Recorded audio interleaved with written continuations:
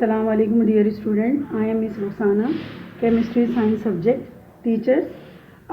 Today I will teach you chapter 9, acid, bases and salts. In this chapter we learn about the acid, base and salts and the concept about the Arrhenius theory, Bronsted theory and Lewis concept.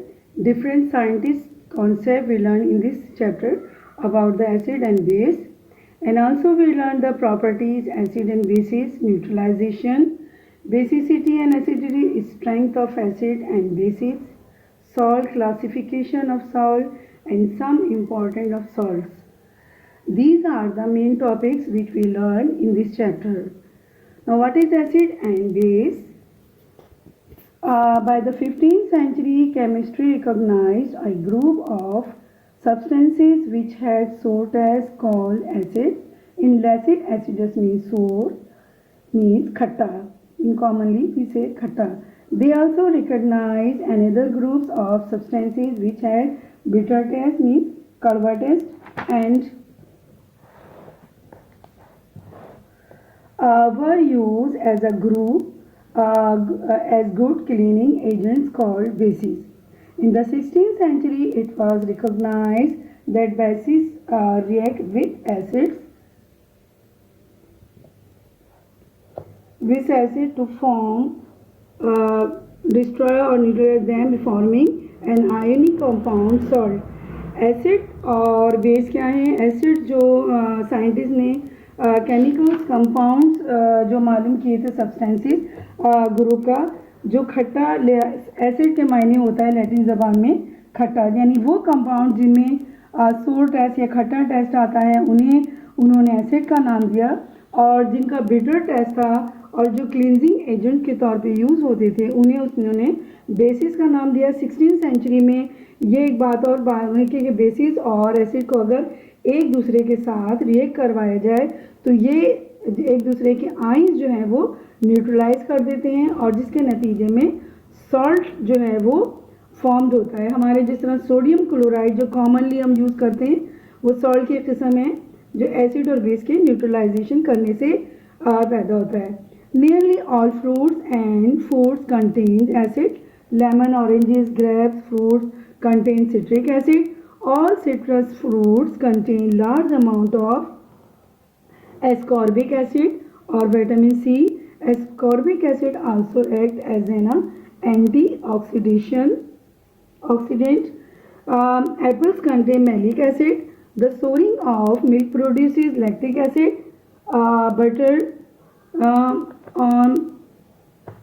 Butter on acidity gives butyric acid. The extract of vinegar is acetic acid. Chemically prepared large quantity of important industrial acids. हम ज़्यादा जो fruits खाते हैं जिनमें ज़्यादातर खट्टापन महसूस होता है वो जो है उसकी वजह से ही होता है, एसिडिक एसिड की वजह से, जिसमें आपने देखा होगा लेमन, ऑरेंज जो है उनमें खट्टापन होता है। फिर हम जो एसिडिक एसिड यानी सिरका जो यूज़ करते हैं जिसे कॉमनली एसिड कहते हैं वो उसमें भी एसिड है। एस्कॉर्बिक एसिड जो खट्टे फ्रूट्स में होता है जो एसिड पाया जाता है वो कहलाता है एस्कॉर्बिक एसिड। और विटामिन सी इसी तरह जो है जो दूध में जो खट्टापन आ जाता है वो लैक्टिक एसिड की वजह से ही आता है। बहुत कॉमनली हमारे जो एसिड्स हैं जिनके नाम आपने भी सुने भी होंगे, जो है HCl hydrochloric acid, nitric acid, sulphuric acid and phosphoric acid. The important acid is sulphuric acid. The consumption of sulphuric acid is an index to the state of civilization and prosperity of country. The important acid for making explosive and fertilizer is HNO3, and HCl is used as cleaning agent. It composes about 0.4 gastric juices of our stomach and acid in digestion and aids in digestion of food. HCl जो है वो जो है nitric acid जो है वो fertilisers और ये जो खाद वगैरह होती है उसमें यूज़ होता है इसके बनाने में। और इसी तरह जो एक्सप्लोजिव मटेरियल्स होते हैं उनमें भी नाइट्रिक एसिड यूज़ होता है। इसी तरह HCl जो है वो जो है हमारे क्लींजिंग एजेंट भी है, और हमारी गैस्ट्रिक जो जूस होता है मैदे में, उसमें भी ये मौजूद होता है, जो फूड को हजम करने में हेल्पफुल होता है। There are several substances found in almost every home called basic household ammonia. Ammonia is commonly cleansing agent, is commonly commercially sodium hydroxide used for cleaning sink drains. Lime water is a solution of calcium hydroxide. Milk of magnesia is used and as anti-acid, laxative and antidotes when strong acid are swallowed.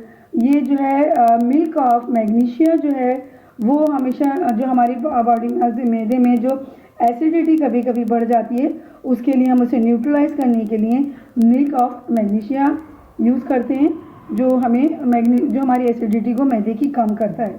Salts have a positive ion other than hydrogen ions combine with negative ions other than oil.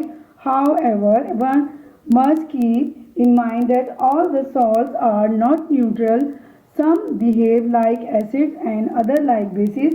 Thus, many substances were grouped into one of the three classes: acid, base and salts. Salt जो है H ions और ions के combine जो है sodium salt के acid का hydrogen ion और base के OH आयन जो है एक दूसरे को न्यूट्रलाइज करते हैं, जिसके नतीजे में सॉल्ट बनता है और पानी बनता है। लेकिन तमाम के तमाम सॉल्ट जो होते हैं वो न्यूट्रल नहीं होते।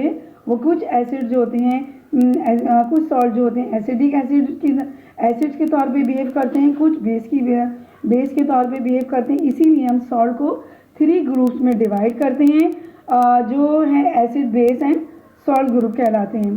अब हम पढ़ेंगे इनको इंडिविजुअली, हम इनके बारे में पढ़ेंगे। We learn the properties of acid and base. The properties of acids are: number 1, acid have a salt as vinegar gives the taste of acetic acid, and lemon and other citrus fruit contain citric acid. Number 2, the change the color of blue litmus to red.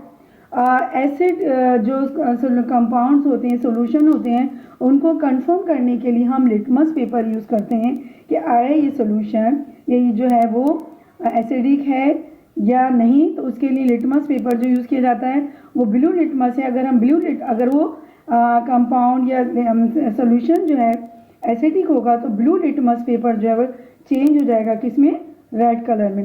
Third properties of acid is acid react with certain metals such as zinc, magnesium and iron to produce hydrogen gas.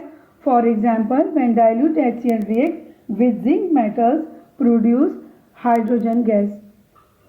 देखिए zinc में HCl के साथ react किया तो क्या बना, zinc chloride और hydrogen बना। ये जिंक क्लोराइड सॉल्ट है और इसमें हाइड्रोजन गैस प्रोड्यूस हुई है। Number 4, acid react with carbonates and bicarbonate such as sodium carbonate, calcium carbonate and sodium bicarbonate to produce carbon dioxide. These are the sodas, caustic soda and acetic वो जो है soda जो खाने में cooking में use होते हैं और वॉशिंग में, और ये कैल्शियम कार्बोनेट जो है अब वो मार्बल्स में होता है। तो इनके रिएक्शन से क्या होता है कि वो सॉल्ट बनते हैं, पानी बनता है और कार्बन डाइऑक्साइड गैस प्रोड्यूस होती है। कैल्शियम कार्बोनेट जब HCl के साथ रिएक्ट करता है तो क्या बनेगा, calcium chloride, water and carbon dioxide. इसी तरह सोडियम बाइकार्बोनेट जब HCl के साथ रिएक्ट करेंगे तो क्या बनेगा, सोडियम क्लोराइड सॉल्ट है, ये भी वाटर और कार्बन डाइऑक्साइड प्रोड्यूस करेगा। Number 5, acid react with oxide and hydroxide of metals forming salt and water. Iron जो है वो भी क्या है, एक मेटल है। आयरन ऑक्साइड जब HCl के साथ रिएक्ट करेगा तो आयरन क्लोराइड बनेगा और वाटर बनेगा। इसी तरह आयरन हाइड्रोक्साइड जो है वो HCl के साथ रिएक्ट करेगा तो आयरन क्लोराइड बनेगा। Number 6 is aqueous acid solution conduct electricity. आपको मैंने ये जो है इलेक्ट्रिसिटी जो है पिछले चैप्टर नंबर 8 में बताया था कि इलेक्ट्रोलाइट्स जिनमें से ऐसे इलेक्ट्रिसिटी पास होती है वो इलेक्ट्रोलाइट्स कहलाते हैं, और उनकी एग्जांपल्स दी थी आपको कि सॉल्ट, एसिड और बेस जब एक्वस कंडीशन में होते हैं तो उसमें इलेक्ट्रिसिटी जो है वो पास हो सकती है। Number 7, they react with bases to form salt and water. जब एसिड और बेस को रिएक्ट करवाया जाए तो न्यूट्रलाइजेशन प्रोसेस होता है और उसके नतीजे में सॉल्ट एंड वाटर बनता है। नंबर जो है 2 के वो है बेसिस। अब हम बेसिस की प्रॉपर्टीज़ के बारे में पढ़ेंगे कि what are the properties of bases. Number 1 is bases have bitter taste, यानी बेस का कड़वा टेस्ट होता है। नंबर 2, बेसिस है स्लिपरी टच, यानी आपने वो देखा होगा वॉशिंग और साबुन वो कैसे होते हैं, स्लिपरी इन टच होते हैं। Number 3, they change the colour of red litmus to blue. Blue litmus paper अगर जो है बेस ग्रुप होगा या सोल्यूशन होगा तो उसमें अगर हम उसको कंफर्म किस तरह करते हैं कि अगर हम एक लिटमस पेपर होता है रेड कलर का, अगर उसमें वो डालेंगे तो ब्लू हो जाएगा। जैसे ब्लू लिटमस पेपर चेंज हो जाता है रेड कलर में एसिड में, और बेस में चेंज हो जाता है red litmus paper two blue colour में। नंबर 4 है aqueous solution of basis conduct electricity. Number 5, they react with acid to form salt. When acid and bases are mixed in right proportion, the acidic and basic properties disappear and new substances, salt and water are formed, and the reaction is neutralization reaction.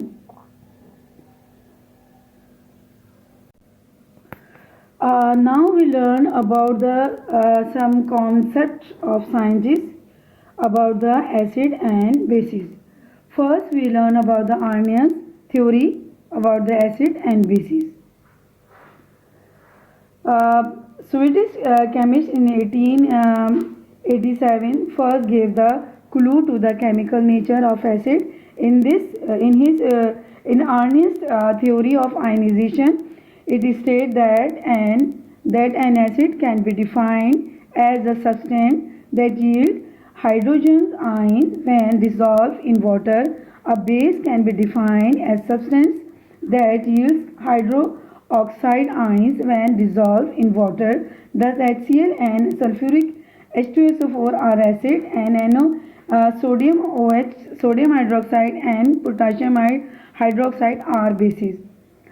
Arrhenius ने ये theory दी कि जब acids को जो है पानी में dissolve किया जाए तो वो हाइड्रोजन आयन देता है। इसी तरह बेस के जो है अगर पानी में डिज़ोल्व किया जाए तो वो OH आयन दिया जाता है। जिस तरह HCl और H2SO4 जो है वो एसिड्स हैं, सोडियम हाइड्रोक्साइड और पोटाशियम हाइड्रोक्साइड जो है बेसिस हैं। HCl जो है वो देखें यहाँ हाइड्रोजन आयन दे रहा है, और जो है बेस जो है यानी सोडियम हाइड्रोक्साइड जब पानी में डिज़ोल्व किया तो वो सोडियम और आयन और OH आयन में डिवाइड हो जाएगा। ठीक है। नाउ ब्रॉन्स्टेड लोहे थ्योरी, इसने क्या दिया था, इसने ये दिया था कि Arrhenius definition of acid and base are limited in that they apply only to water aqueous solution, and it also does not account for the basicity of ammonia that does not contain OH group. Broader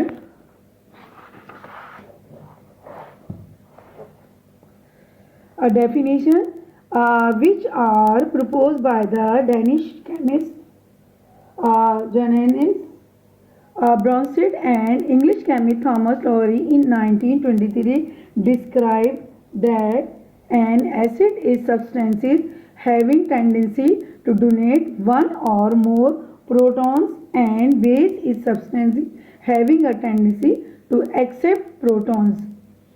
Brønsted ने लोरी ने जो theory दी उसके मुताबिक जो है कि वो तमाम एसिड्स हैं जो हाइड्रोजन आयंस को जो है एक्सेप्ट करते हैं, डोनेट करते हैं, और वो जो हैं जो बेसिस वो हैं जो सब्सटेंस दैट कैन हाइड्रोजन जो एसिड होते हैं वो डोनेट करते हैं हाइड्रोजन आयंस, और बेसिस वो हैं जो एक्सेप्ट करते हैं hydrogen ions. In the above example, the HCl and water are proton donors and act as bronzes are acid, whereas water and ammonia are proton acceptors and are known as Bronsted bases, यानी ammonia और water क्योंकि hydrogen and accept करते हैं इसलिए वो base हैं, और HCl जो है वो जो प्रोटॉन्स देता है तो वो क्या है, एसिड है। यहाँ आप HCl को देखें और यहाँ वाटर के साथ हो रहा है, प्रोटॉन दे रहा है, यहाँ वाटर जो से एक्सेप्ट कर रहा है, तो यहाँ जो है क्या बना है, यहाँ पे जो है वो बना है, और क्लोरीन जो है वो बेस है, और ये वाला हिस्सा जो है HOH2 जो है वो क्या है, एसिड है। इसी तरह यहाँ पे देखिए पानी जब अमोनिया के साथ रिएक्ट कर रहा है तो क्या कर रहा है, हाइड्रोजन जो है वो दे रहा है और अमोनिया जो है उसे एक्सेप्ट कर रहा है, तो इसलिए अमोनिया जो है वो क्या है, बेस हो जाएगा, और वो हाइड्रोजन आयन एक्सेप्ट कर रहा है अमोनिया, तो ये एसिड हो गया, बेस हो गया, और ये प्रोटॉन हो गया, तो यहाँ पे ये जो है एसिड है और यहाँ पे ये बेस है। इसके बाद ना नेक्स्ट कॉन्सेप्ट जो है वो एसिड एंड बेस के बारे में है, वो है लुईस कॉन्सेप्ट, और वो है उसने इलेक्ट्रॉन एक्सप्लेनेशन दी और एसिड एंड बेस की। In 1923 Lewis propose a more general concept of acid and bases. It explained that the behavior of acid in terms of electron rather than base protons, since electrons are responsible for chemical bonding.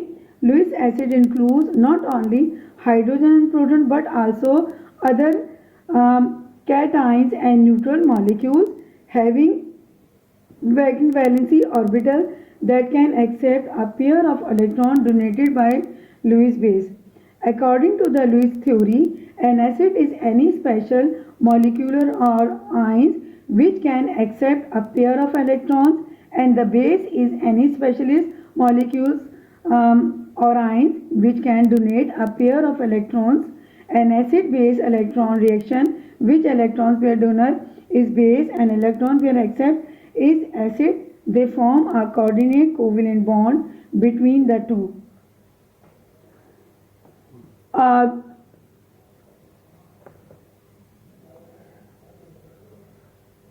Thomas लॉवरी ने कहा था, protons की theory दी थी कि protons जो देते हैं वो एसिड होता है और जो प्रोटॉन एक्सेप्ट करते हैं वो जो है वो बेस होते हैं। लेकिन इसी को आगे फर्दर जो ज़्यादा बढ़ाया इसको, तो वो लुईस ने कॉन्सेप्ट जो दिया था वो इलेक्ट्रॉन का दिया। उसने ये बताया कि जो इलेक्ट्रॉन एक्सेप्ट करते हैं वो हैं एसिड और जो इलेक्ट्रॉन डोनेट करते हैं वो हैं bases. For example, when ammonia react with protons to form ammonia ions in which the nitrogen donate a pair of electron whereas the hydrogen accept the pair of electron for bonding formation. This shown by curve. देखिए यहाँ ammonia जो है वो दे रहा है ये और hydrogen ion जो है वो उसे एक्सेप्ट कर रहा है, इलेक्ट्रॉन दे रहा है, जिसके नतीजे में यहाँ पे क्या बना, कोऑर्डिनेट कोवेलेंट बॉन्ड यानी अमोनिया बन गया। देखिए यहाँ अमोनिया बना, यहाँ अमोनिया जो NH3 है वो अमोनिया का फार्मूला है और NH4 जो है वो अमोनियम का फार्मूला है। Another example is provided by the reaction of ammonia with boron trifluoride in which nitrogen of NH3 donate an electron pair and B of BF3 which lacks a pair of electron to complete its outmost shell accept the pair of electron and form coordinate covalent bond। जिस तरह यह ammonia से ammonium बनने की example है, इसी तरह जो है अमोनिया से जो है BF3 बनने का भी यानी बोरोन ट्राइफ्लोराइड बनने का भी एक अलग एग्जाम्पल्स है। यहाँ ये देखिए अमोनिया जो है दे रहा है इसको BF3 को, जिसके नतीजे में यहाँ पे जो है बन गया एसिड बेस कंडक्ट, ये कंबाइन होके एक नया कंपाउंड बना रहे हैं। ठीक है, अब जो है थोड़ा सा अब हम पढ़ लेते हैं न्यूट्रलाइजेशन के बारे में।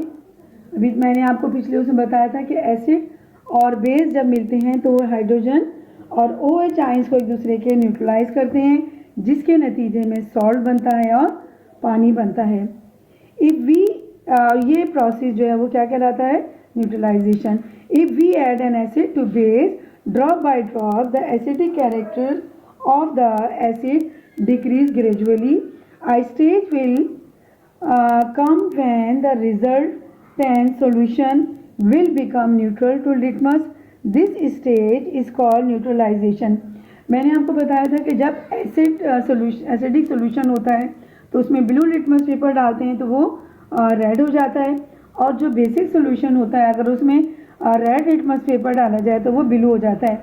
लेकिन जो जब ये एक दूसरे को न्यूट्रलाइज कर देते हैं, इसमें अगर हम चाहे ब्लू डालें चाहे रेड लिटमस पेपर डालें तो उस पर कोई रिएक्शन नहीं होगा। This stage called neutralisation. In other word, when equivalent quantities of an acid and a base are mixed, salt and water are formed.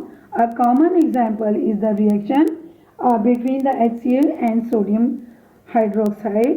Is HCl and sodium hydroxide तो sodium chloride बना जो हमारा common salt है, जिसके नतीजे में पानी बना। The hydrogen ion which is responsible for acidic properties react with hydrogen ion which is responsible for the basic properties, producing neutral waters. Because the only change that takes place is the reaction of the hydrogen ion and hydrogen ion, the neutralization may be expressed simply H plus OH ion. The neutralization as an exothermic reaction. आज जो हमने पढ़ा मैं एक दो दफ़ा इनको फिर दोबारा से आप लोगों के लिए रिवाइज कर दूं ताकि जो कुछ पढ़ा गया है वो आपकी समझ में आ जाए। आज हमने पढ़ा है एसिड बेस और सॉल्ट के बारे में, इनका इंट्रोडक्शन पढ़ा है कि एसिड क्या होते हैं, बेस क्या होते हैं और सॉल्ट क्या होते हैं। इसके साथ साथ हमने जो है एसिड की प्रॉपर्टीज़ पढ़ी। जो क्या हो कि एसिड की जो मेन प्रॉपर्टी वो सोर टेस्ट होता है, वो ब्लू लिटमस पेपर को जो है रेड में कन्वर्ट कर देता है। इसी तरह जो है मेटल्स के साथ अगर उनका रिएक्शन करवाया जाए तो सॉल्ट होता है और हाइड्रोजन गैस प्रोड्यूस होती है। कैल्शियम कार्बोनेट या बाइकार्बोनेट जो सोडियम बाइकार्बोनेट और कैल्शियम कार्बोनेट के साथ अगर जो HCl का रिएक्शन करवाया जाए तो नतीजे में सॉल्ट पैदा होता है, वाटर और कार्बन डाइऑक्साइड प्रोड्यूस होती है। और इसके दूसरी है कि जो इनका एक्वस सोल्यूशन होता है वो इलेक्ट्रिसिटी कंडक्ट करता है। इसके अलावा जो है जब एसिड और बेस का रिएक्शन करवाते हैं आपस में तो सॉल्ट एंड वाटर बनते हैं और ये प्रोसेस जो है वो न्यूट्रलाइजेशन कहलाता है।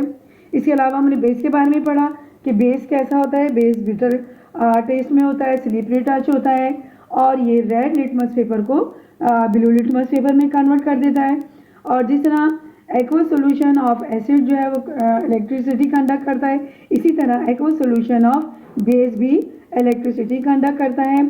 और एसिड और बेस का रिएक्ट कराने से हमें इसी तरह सॉल्ट और वो जो है पानी मिलता है और जो बेस भी जो है रेड लिटमस पेपर को ब्लू में चेंज कर देता है। इसके अलावा हमने कॉन्सेप्ट पढ़े थे आर्नेस थ्योरी के, लोवरी थ्योरी के और उसके जो है इसके अलावा जो हमने ब्रोंस्टेड थ्योरी के बारे में पढ़ा था। जो है आर्नेस ने ये थ्योरी पेश की थी कि जब हम एसिड को पानी में डिज़ोल्व करें तो वो हाइड्रोजन आयन देते हैं और अगर हम बेस को पानी में डिज़ोल्व करें तो वो जो है OH आयन्स देते हैं। ये आर्नेस थ्योरी थी। आर्नेस थ्योरी जो है जो एसिड और बेस पर, लेकिन अमोनिया जो है उस पर इसका अप्लाई नहीं हो सकता था, इसलिए इसको थोड़ा और वास्ट किया गया। तो ब्रोंस्टेड ने ये थ्योरी पेश की कि वो तमाम सब्सटेंसेस जो हाइड्रोजन आयन डोनेट करते हैं, प्रोटॉन्स डोनेट करते हैं, वो एसिड हैं और वो तमाम सब्सटेंसेस जो H आयन जो है वो या हाइड्रोजन प्रोटॉन जो एक्सेप्ट करते हैं वो जो है वो कहलाते हैं बेस कहलाते हैं। इसी तरह जो है यहाँ पे एग्जांपल जो थी एसिड और वाटर की थी। यहाँ वाटर एज ए बेस काम कर रहा है और ये एसिड, जिसके नतीजे में देखिए यहाँ H3O बना है जो कि एसिड है और यहाँ एक क्लोरीन है, ये बेस है क्योंकि ये हाइड्रोजन दे रहे हैं और वो हाइड्रोजन जो से प्रोटॉन आयन जो है एक्सेप्ट कर रहा है। इसी तरह लुईस ने ये कॉन्सेप्ट दिया कि लुईस ने जो कॉन्सेप्ट दिया वो इलेक्ट्रॉन्स का दिया। उसने कहा कि वो तमाम सब्सटेंसेस जो इलेक्ट्रॉन्स पेयर को एक्सेप्ट करें वो एसिडिक हैं और वो तमाम सब्सटेंसेस जो इलेक्ट्रॉन डोनेट करें वो जो हैं बेस हैं। यहाँ जिसके नतीजे में यहाँ देखिए यहाँ अमोनिया जब हाइड्रोजन आयंस एक्सेप्ट कर रहा है, इलेक्ट्रॉन दे रहा है, तो उसके नतीजे में कोऑर्डिनेट कोवेलेंट बॉन्ड बना और अमोनियम का वो बना, कंपाउंड बना। इसी तरह अब हमने पढ़ा था न्यूट्रलाइजेशन के बारे में। न्यूट्रलाइजेशन का बार बार मैंने जिक्र एसिड और बेस में किया था कि न्यूट्रलाइजेशन क्या है कि जब HCl एसिड और बेस को कंबाइन किया जाए, रिएक्शन कराया जाए एक दूसरे के साथ, तो वो क्या करते हैं, एक दूसरे का जो है वो आयंस को न्यूट्रलाइज करते हैं। जिस तरह एसिड सॉल्यूशन में ब्लू लिटमस पेपर रेड हो जाता है, बेस सिक सॉल्यूशन है तो उसमें रेड लिटमस पेपर जो है वो ब्लू हो जाता है। लेकिन जब यही एक दूसरे को न्यूट्रलाइज कर देते हैं तो वो सॉल्यूशन जो है जब एक दूसरे को न्यूट्रलाइज कर देते हैं तो वो क्या करते हैं, जो है लिटमस पेपर को कोई असर नहीं होता, न्यूट्रल हो जाता है। और ये जब ये वाला प्रोसेस जिसमें वो एक दूसरे को न्यूट्रलाइज कर देते हैं और लिटमस पेपर न्यूट्रल हो जाता है तो उसे हम न्यूट्रलाइजेशन प्रोसेस कहते हैं। यहाँ देखें HCl और सोडियम हाइड्रोक्स के रिएक्शन कराया तो ये सोडियम क्लोराइड बना जो हमारा ये कॉमन सॉल्ट का फार्मूला है और इसके नतीजे में यहाँ पर पानी बना है। अच्छा, ये रिएक्शन जो होता है न्यूट्रलाइजेशन एक्सोथर्मिक रिएक्शन कहलाता है। एक्सोथर्मिक रिएक्शन का मतलब होता है जिसमें एनर्जी हीट प्रोड्यूस होती है, वो एक्सोथर्मिक रिएक्शन कहलाता है। मैंने आज आपको एसिड और बेस की डेफिनेशंस बताई हैं, उनकी प्रॉपर्टीज़ के बारे में बताया है। एसिड्स आपको जिस तरह मैंने बताया है कि वो तमाम कंपाउंड जो सोर टेस्ट रखते हैं, यानी खट्टा रखते हैं, टेस्ट रखते हैं, उन्हें हम जो है वो एसिड्स कहते हैं। जिस तरह लेमन, ऑरेंज वगैरह जो हैं वो बताया है कि वो एसिड होते हैं। दूसरे उन तमाम जितने भी कंपाउंड्स होते हैं उसमें H प्रोटॉन ज़रूर होता है। जिस तरह हाइड्रोक्लोरिक एसिड जिसमें हाइड्रोजन्स आयन मौजूद है, नाइट्रिक एसिड बताया उसमें भी H मौजूद होता है।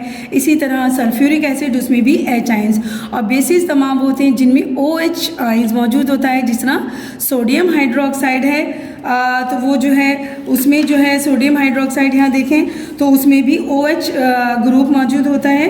और बेसिस जो है वो बिटर टेस्ट रखते हैं। और ये भी सबको बता दिए इनकी प्रॉपर्टीज़ कि वो जो है लिटमस जो रेड लिटमस पेपर को ब्लू कर देते हैं बेसिस सॉल्यूशंस, और एसिडिक सॉल्यूशन जो होते हैं वो अगर उसमें हम ब्लू लिटमस पेपर डालते हैं तो वो जो है वो रेड में कन्वर्ट हो जाता है। अब यहाँ देखिए ये सोडियम हाइड्रोक्साइड है, कैल्शियम हाइड्रोक्साइड है, मैं इन तमाम में जो बेसिस ग्रुप है उन तमाम में OH आयंस मौजूद है। और यहाँ जितने एसिड हैं जो जिस तरह ये है phosphoric acid, sulphuric acid, nitric acid और HCl, इन तमाम में आप देखें कि H प्रोटॉन्स यानी हाइड्रोजन्स आयन मौजूद हैं और इसमें OH आयंस मौजूद हैं। इसी को लेकर जो है ब्रॉन्स्टेन लोरी ने और ये जो है आर्नेस और इन्होंने जो है लुइस ने जो है अपने मुख्तलिफ कॉन्सेप्ट जो हैं इसके एसिड और बेसिस के बारे में दिए, जो मैंने आपको अपने इस लेक्चर में समझाए हुए हैं। आई होप कि आपको